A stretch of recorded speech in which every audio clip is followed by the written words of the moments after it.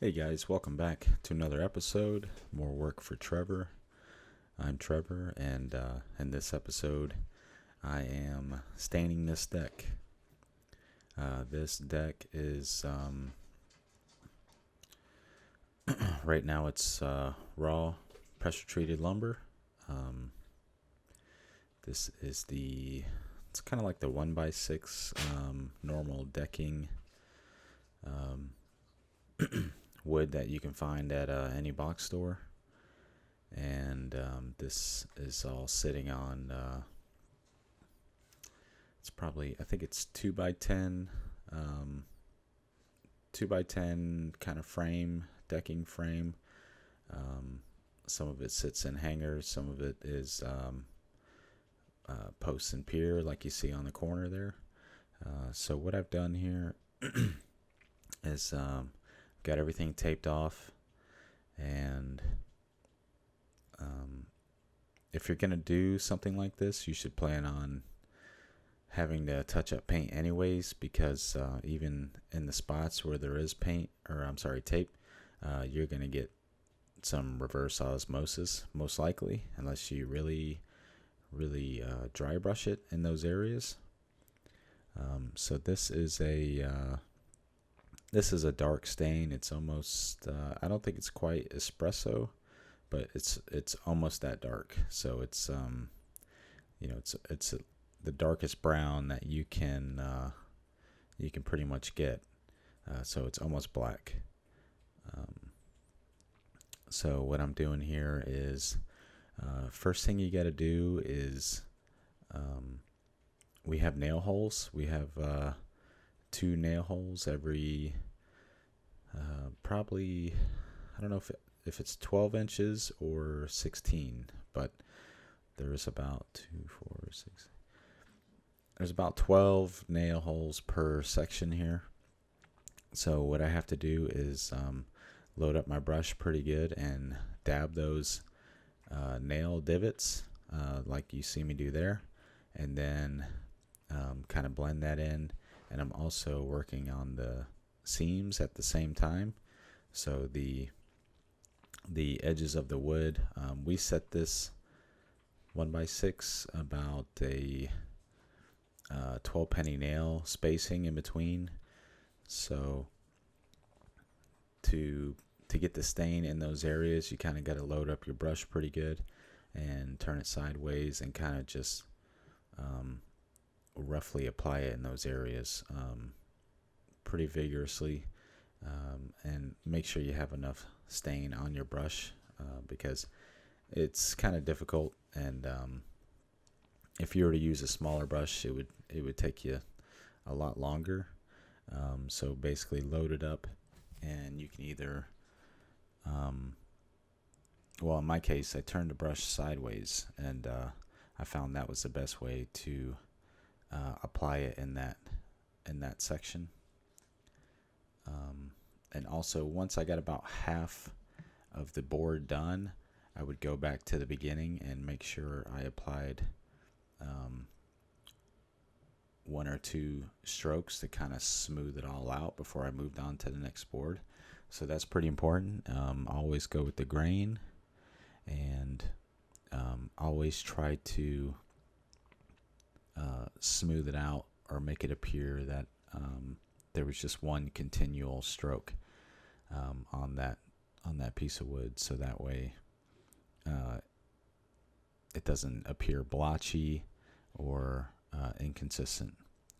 So another big concern that you run into when you're doing these, if you come to the ends, basically you want to get under the end, and when you're painting the end, you want to be really careful. I've got drop cloths down there, so when you're painting it, it's going to have a tendency to want to group up and kind of drip there. So when you're dabbing it, you need to dab it just very lightly, and don't have your brush loaded up too much. You want it probably like light medium loaded level, and After you're done, you want to go back. And go back once your brush is dry, um, semi-dry. Go back and lightly touch up the ends, and that will take off any drips or any excess. You really want to pay attention to that because the stain will kind of it will like coagulate, and it will um, basically it looks really bad if you let the drips go, and if you let the drips dry, it looks horrible. So just keep in mind. Um, Plus, that's the area when people walk up to the house. That's what they first see. So that's kind of like the first impression. Um, so you want to make sure you get that right.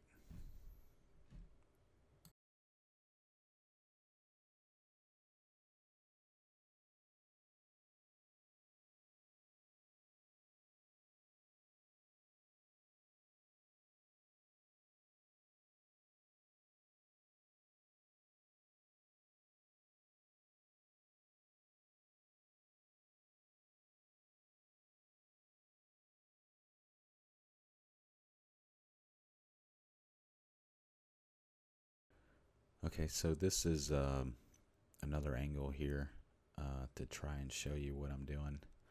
So I go through, dab the holes. You kind of have to, you need like a medium heavy saturation level to get enough stain in those holes. But you want to be careful, be careful for drips and all that other stuff. So right here, I'm just getting the kind of the base on, working the seams as I go, making sure I am saturated enough that I can get it in the seams. And if you've never done that, you'll figure it out pretty quick. How much stain you need loaded into your brush, because if you try and do it dry, it just doesn't do anything in the seams. So you'll find out pretty quick what the saturation level is. So I go back with this bigger brush. It's like a 2.5 or 3 inch, loaded up pretty decent, and that's just me lightly touching up the ends there. So I might touch them up again, but they're pretty much done. And then as I get the stain worked in, I go back and try and make it appear to be 1 or 2 strokes.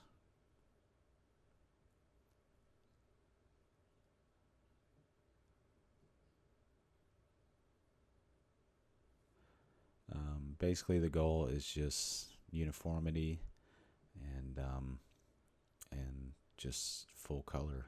No light spots, no unstained parts.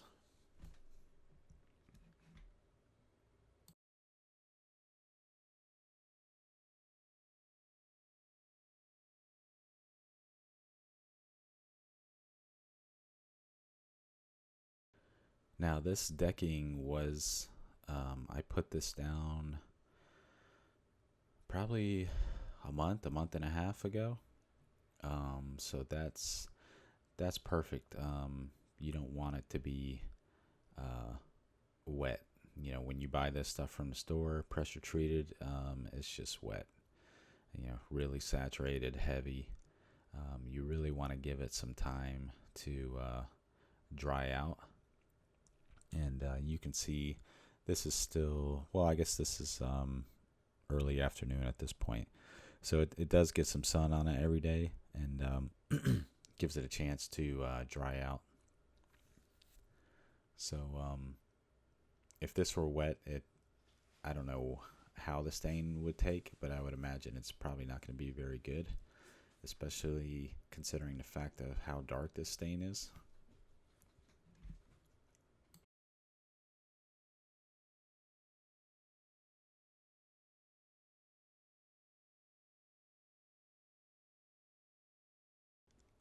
Another thing to be mindful of is when I did load up the brush pretty decent for a just kind of the main board stain,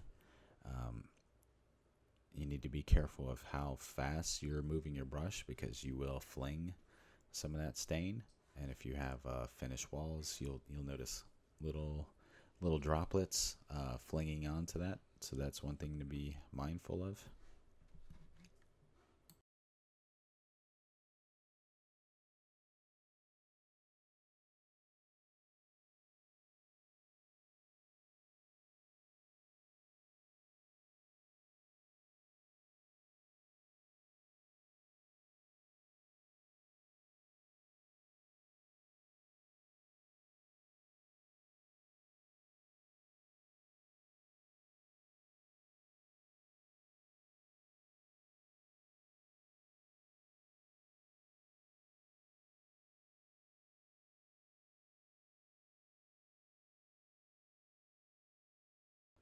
I don't know if I showed what kind of stain this was, and off the top of my head, I can't remember. Um, I do recognize the label on it, and it's one of the major ones at the big box store. So I don't know if it's Thompson's or if it's one of the other ones that they carry. But it was, I do recognize it. I see it all the time when I go to Lowe's and Home Depot. Maybe not Home Depot, but definitely Lowe's. So it's, nothing special. This one came in a 5-gallon. This was a 5-gallon size, but you could get it in 1 gallon or even a quart or a pint.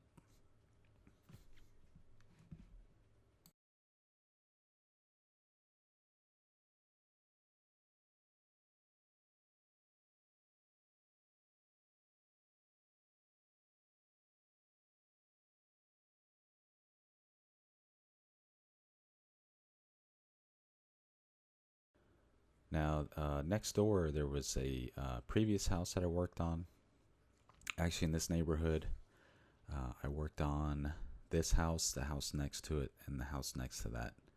And it just kind of the way things work out. I was working on my brother-in-law kind of connected me with someone who was building the first house. And as I was working on that house, the guy that's building this house kind of saw me working over there and recruited me to work on his house next to this one. And then because that relationship worked out, I ended up working on this one. So the previous house that we worked on had a kind of had like a typical deck stain, and that was like a almost like a reddish kind of reddish orange, almost like a cedar finish or something close to that. And it turned out good, but I will say that this dark stain completely transformed the deck. When you look at it, you don't think you're looking at 1x6 pine. Actually, it's not 1x6. It's actually like 5/4. So it's actually like 1.25 inches thick, not 3/4, I believe. Or it might be a true 1 inch. I'm not sure, but it's slightly bigger than 1x6. But it's been done for a while. This is a kind of an older video, and the deck looks amazing. But it also has almost the same color shiplap on the ceiling, and we stained the doors dark as well, so it kind of has that darker wood theme.